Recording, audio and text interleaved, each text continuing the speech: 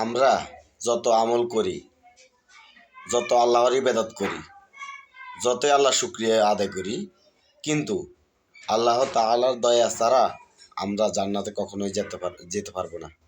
কারণ আমাদের যে নাজ নেয়ামত, একটি চোখ, দুইটি চোখ, নাক, দাঁত, ঠোঁট, জিহ্বা, মানে মাথা, শরীর, কিডনি, একটি কিডনি নষ্ট হইলে, একটি কিডনি যদি আপনি অন্য মেডিকেল থেকে লাগাইতে যান, তাহলে আপনার মিনিমাম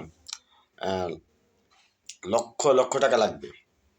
তাহলে দেখেন, এগুলা অরিজিনাল আল্লাহ তাআলা আমাদেরকে যেভাবে দিছে, একটা চোখের হিসাব করলে মানে আল্লাহর সাথে পারবো না।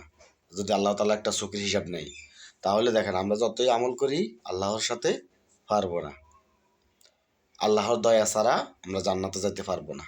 আল্লাহ আমাদেরকে দয়া করেন, আমাদের জীবনের সমস্ত গুনাহ মাফ করে দেন। আমিন।